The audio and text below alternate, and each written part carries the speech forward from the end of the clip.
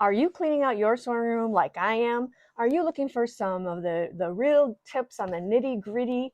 Well, stick around because I've been cleaning my room and I've got a couple tips I want to share with you. So as I continue to work through doing some sorting and some decluttering of my sewing cupboards, I came across a couple of tips that I want to share with you. And let me jump in real quick and say if you like what you're seeing here, please click the subscribe button and the like button. It allows me to make more videos that you will like to see as well. We're working on decluttering my cupboards. This was the first one I started with, and I have definitely a lot more room here. These were UFO projects, of which I have way too many.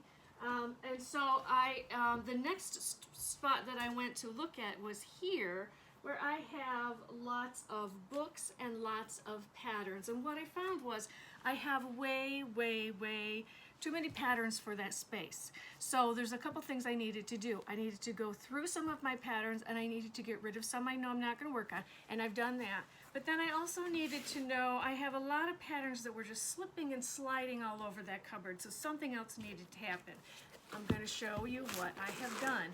And this is an option that you can do too. So this is just a simple notebook, and I have put into it the page protectors. A lot of you already use this method, but I needed to kind of go back to this and use it myself. I used to do it and I stopped. All I did was I went through my stacks, and I first started out, I'm going to do more organization later, but right now I'm just getting this stuff in here so that I can put it away.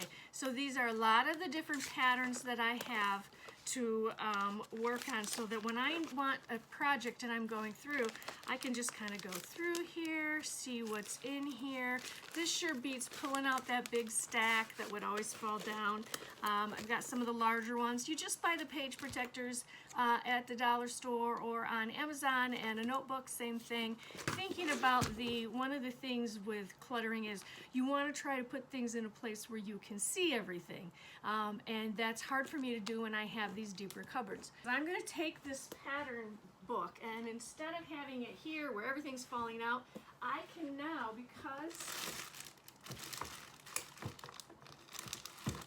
because I have more space on that top shelf. You see now I can put that right there on the top shelf. When I'm coming here, I can go ahead and just grab the book out, take a look, and put the book back. Here's what I would do before. I would pull out all kinds of stuff, and I would start going through it, and what do I want, what do I want to use, and then I end up with this huge pile and a problem. So I'm going to be getting more notebooks, because as you can see, I still have some more organization to do, but that was one of my tips. So let's go over to here, and I did go ahead and start working on this one too, and I got to show you a couple things.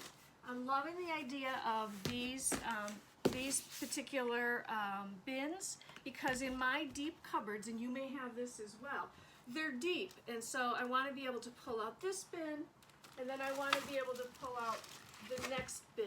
So that's working really well. And then I have a little bit of room left here on the side to put a couple of things. But I'll show you something that started happening when I got down to this level. Here we go.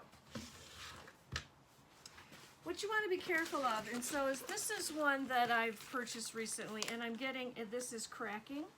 And so just since I know this, I bought this at the dollar store. I also bought these at the dollar store. So if you're going to the dollar store and you're looking, I can kind of just give you this tip, that if you find the ones that have the holes on the design, see where it has circles, these have not been holding up as well as the ones that you can get with diamonds. And I did get this just more recently, so I have some of these. This seems to be made of better stuff, so when you go to the dollar store, try to get the little bit better stuff. I can still use this for a while, but it's starting to break, and eventually it's going to go. So just wanted to give you those couple of tips, and then give you my progress, which is, yes, I did. I'm still working on every time I sort for about an hour, and then I work on trying to get rid of as many things as possible. There's something else that's starting to happen too, and that's that I'm finding as I'm going through, this is my cupboard just for UFOs, just for the unfinished projects. And what I'm finding is there's other stuff tucked in there. So I have a whole different place in my sewing room for products and things like that. So in other words, what I found was, as I'm going through, I found things like this. This is just a product that I haven't started using yet. This is actually white transfer paper, which I haven't started using yet, and I want to. It doesn't have a product tied to it yet. This needs to go in my cupboard that is just products and tools. And so that's going to go in a different place. And I found some like old some batting pieces, and that has a different place in my cupboards. And so not only is this helping me get less things in my cupboards, but it is helping me one by one, things that have been tucked here and tucked there when I'm just trying to be quick putting things away need to be put in their proper place. So those are just a couple quick tips, and let me know how's it going in your cupboards and in your sewing room. What are some of the tips that you have for what works for you? Because I'm always open. I love to share these. Between us, we have a lot of good information to share, and let me know how it's going for you. And thanks for joining me.